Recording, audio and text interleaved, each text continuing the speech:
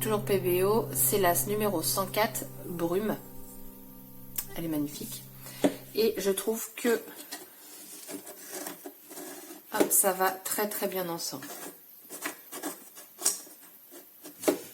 Ça fait pas trop foncé, du coup les couleurs, oh bah décidément, les chiffres ressortent très bien. Donc j'ai fait ça. Pour les étoiles, qu'on va retrouver donc autour de la boîte aux lettres, j'ai utilisé, donc je les voulais, alors vous allez peut-être voir qu'elles sont blanches, mais elles ne le sont pas. J'ai utilisé donc la pâte de structure de chez Powertex et j'ai mélangé la couleur brume en fait dans ma pâte de structure pour avoir quelque chose de pas trop clair. Je voulais pas que ce soit blanc. Et j'ai utilisé, comme d'habitude, le pochoir de la collection Isatis. Voilà. Et je me suis arrêtée là. Franchement, ça va. C'est pas une très très grosse boulette. Mais c'est vrai que quand on fait un travail et puis qu'on l'efface par mégarde, et ça dégoûte quand même. Donc voilà où j'en suis. Donc là maintenant, il me reste la déco. Là ici, il faut que je refasse une petite touche de bleu parce que j'ai ma pâte de structure du coup qui a filé dessus. Quand j'ai voulu en fait enlever sur le bord, ça a coulé. Enfin, ça a coulé. Je l'ai étalé très clairement. Mais voilà, une petite retouche, ça va le faire. Ah oui, et je vous ai pas montré. L'intérieur, j'ai collé du papier. Donc pour ce faire, j'ai simplement pris donc la largeur ici. Et la hauteur ici, là. Et après, j'ai simplement retouché si ça rentrait pas. Et j'ai collé avec ça. La colle ici de chez Artemio. Je l'ai enduite avant sur le papier, ce qui était beaucoup plus simple du coup. Et après, je suis venue avec une règle en fait mettre à l'intérieur pour tout étaler. Donc voilà ce que ça me donne. J'adore le fond. Donc c'est le papier de la collection Cozy Christmas. Donc voilà ce que j'ai. Alors certes, moi j'en ai mis tout au fond, mais après c'est comme vous voulez en fait. Vous pouvez en mettre jusqu'à ce niveau, enfin peut-être un petit peu plus loin quand même. C'est compliqué de vous montrer jusqu'à ce niveau-là, mais peut-être un petit peu plus loin quand même pour finir. Mais c'est vrai que du coup moi quand je l'ouvre, j'ai du papier tout autour, ça fait beaucoup plus propre. Ici j'ai rien mis et ici pour l'instant j'ai encore rien mis. Donc vous voyez, je suis voilà. Je sais pas si je mettrai quelque chose. Peut-être mettre un autre papier. Mais j'avoue que de garder l'effet bois, ça peut être aussi sympa quand on l'ouvre. Donc voilà. Et derrière, j'ai mis, je l'ai peinte aussi. Donc il faut savoir que derrière, j'ai seulement mis une couche. Et sur tous les autres côtés, j'ai mis 2 couches. Pourquoi? Parce que j'avais sorti trop de peinture. Donc j'allais pas la perdre. Donc j'ai mis 2 couches. Une couche, ça suffisait largement, vous voyez. On voit plus du tout la couleur du bois. Donc voilà. Du coup, je vais ranger ce dont je me suis déjà servi parce que là, donc, la peinture, la pâte de structure, normalement, je dis bien normalement, c'est bon. Mais en la voyant, je me dis que... Mais je sais pas si c'est possible. Vous savez, rajouter un peu... parce que comme on a ça qui gêne, mais rajouter un petit peu d'étoiles un peu partout, je pense que ça peut être sympa. En rajouter ici également. Pour avoir un fond en fait. Créer mon fond de boîte aux lettres. Je pense que ça peut être vachement sympa. Je pense que je vais faire ça. Ouais, je pense. Les idées me viennent comme ça. Je sais que voilà, je la voulais avec cette collection-là, donc ça va être fait. Et voilà, on va faire ça. Donc du coup, par contre, je vous mets en vitesse rapide parce que ça va être long. Donc comme ça, ce sera beaucoup moins long pour vous. Beaucoup plus long pour moi, mais c'est un plaisir de créer. Donc je vous dis, c'est parti pour la vidéo en avance rapide.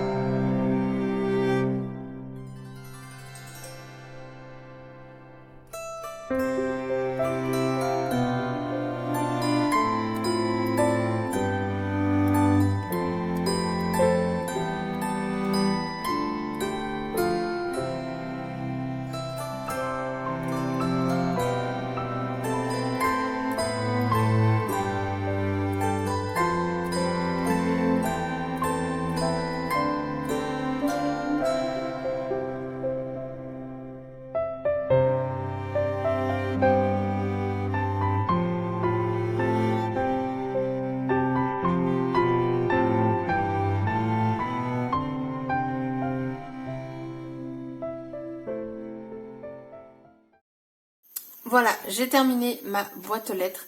J'ai oublié de vous dire aussi, pour la pâte de structure, je l'ai chauffée très très près avec le heat gun pour que j'ai un effet gonflant au niveau des étoiles, ce qui me donne des étoiles du coup un petit peu bombées. Je sais pas si vous allez le voir. Peut-être... Alors attendez, par rapport à ma caméra, je vais vous montrer là. Voilà, celle-ci, on voit quand même qu'elle est plus bombée que si j'avais rien fait. Donc, très simple, hein. Décalcomanie, petite déco sur le dessus avec les die cuts. Ici, j'ai mis une chute, en fait, j'ai découpé j'ai collé sur une chute de papier, comme ça m'a donné mon fond, mais du coup cartonné. Étant donné que j'ai du relief, je pense pas que ça aurait collé correctement, ou du moins sur du long terme. Des autocollants cartonnés, des die cuts un petit peu argentés. Et du coup, sur chaque chiffre, j'ai mis des décalcomanies. Donc je vais vous les montrer comme ça. Je trouvais l'idée sympa. Ça faisait une petite touche en plus.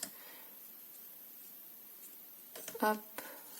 C'est vraiment une toute petite touche, mais voilà.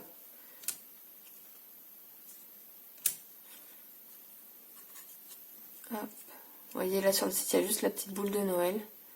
Donc du coup, j'ai énormément utilisé mes décalcomanies. Le petit branchage. Là, j'en ai mis deux. J'ai mis cocooning et le petit feuillage. Et là, Home Sweet Home avec deux petites étoiles. Donc voilà. Écoutez, moi, je suis super contente de ce que je viens de vous présenter. Donc regardez, hop, on va mettre en situation. Non, j'ai dit qu'elle allait en bas. Alors, par contre, j'ai pas pensé à un truc. Ah non, ça va. J'ai eu peur, j'ai cru qu'on n'allait pas voir toutes les étoiles. Mais ça va. Regardez. Ça fait sympa, non? Donc voilà, mon petit home déco est fait. Donc j'espère que ça vous plaira. Dedans, je sais pas ce que je vais y mettre. Moi, c'est pas du tout un calendrier de l'avance, c'est vraiment cette partie-là qui me plaisait, et de l'avoir sous forme de boîte aux lettres. Oh pardon, je vais vous la montrer en tournant, comme je vous ai fait pour la petite maison de pain d'épices. Je trouve que c'est pas mal, ça permet d'avoir un plus bel aperçu. Au final, ici, j'ai laissé en bois, ça me convient comme ça. Et puis voilà, hein, j'ai envie de vous dire, la vidéo est terminée. J'espère que celle-ci vous aura plu. Et je vous dis à très très bientôt pour une prochaine vidéo.